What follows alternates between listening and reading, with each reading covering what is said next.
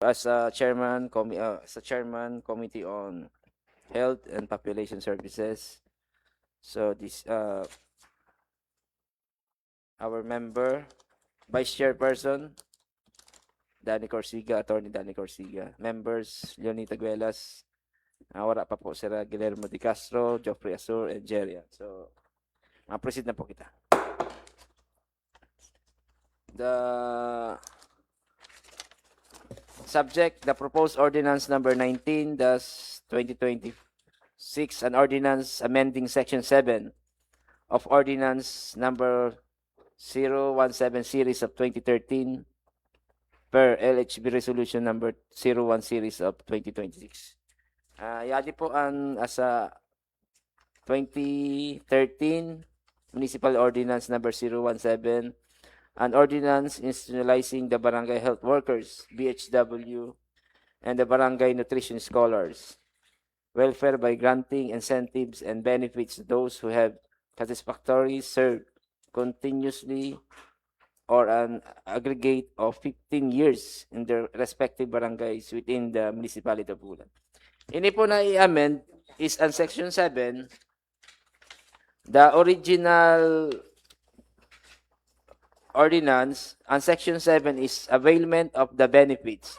The barangay health workers of or barangay nutrition scholar and or their immediate family members must first secure a certification duly issued by the Municipal Health Board upon recommendation of the respective barangay chairman, attesting or a fact that indeed by the BHW and BNS has served for a aggregate or continuous years in 15 years. So, ini po ang inaayo sa BNS or BHW. So, in-amend niraan Section 7 kasi ang nagpipirma sa Section 7 is naghanon. Ini na members nagtataghanon. So, in-amend nira, gusto nira ipa-amend para diyo na lang ang magpirma. Kaya, madali lang ini na ordinance no ano ta. So, ang panibago na resolution nila na local health board is a local health board resolution requesting the Sangguniang Bayan to amend Sangguniang Bayan Ordinance number 17 series of 2013 entitled an ordinance institutionalizing the barangay health workers and barangay nutrition scholar welfare by granting incentives and benefits to those who have satisfactorily served continuously aggregate or of 15 years in the respective barangay within the municipality of Bulan, province of Sorsogon. Section 7, availment of the benefits.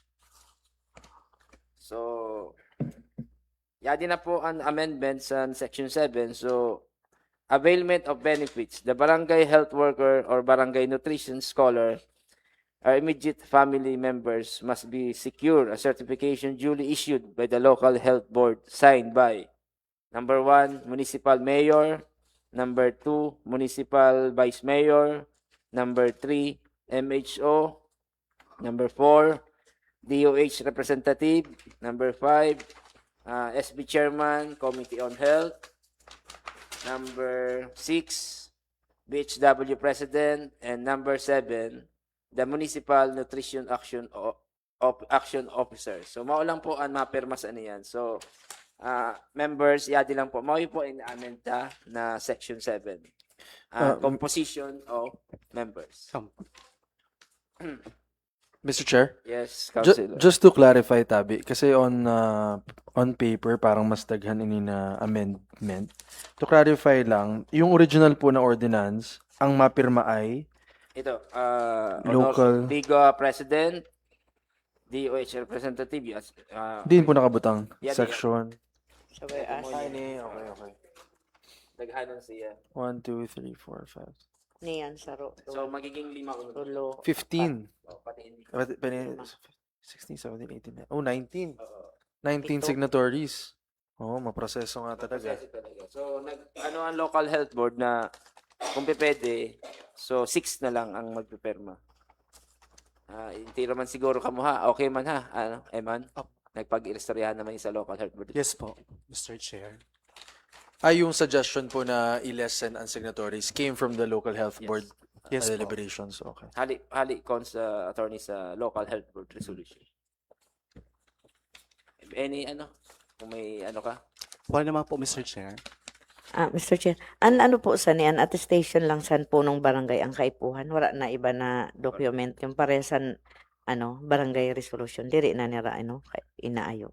Certified lang from Hindi naman po. certified I lang. guess yung certification na serve po yung mga BHW ng BNS na So, diri nag na 15 nira years po in kaipuhan service. ang barangay resolution. Kay, may barangay resolution po bagaan BHW, BNS sa barangay. Certification po. So, mauna lang, Opo.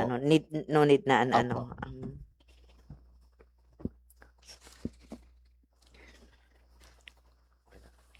So, sino na person din man ang ma-request so na certification? Yung mga nag-retire na po na mga 15 years. yes, nag 15 years sira in na ang service po. magre-request. Yes po. Especially yung mga 60 above na mga BNS, BHW kay sa COA po baga diri na ina-accept na mag 61 hanggang 60 lang, especially dun sa province, in Alausan province na hanggang 60 lang po. Okay. Di So, naman may is- timeline man ang san certification, Ampo. ang pag-release. Maupuyadian kaipuhan kay pag just makuha po sin mga incentives na inaayo po sa So, account. dapat may timeline. Apo.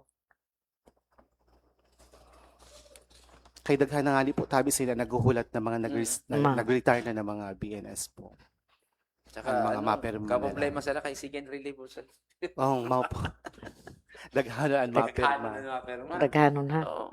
Lalo na si Siya Elsa. 19. 19. Po. So, niyan, pira na lang yun. Six Siya, na lang. ah, Six. Unom na lang. onom. Okay. Okay. Mr. Chair, Yes. Councilor Orsiga.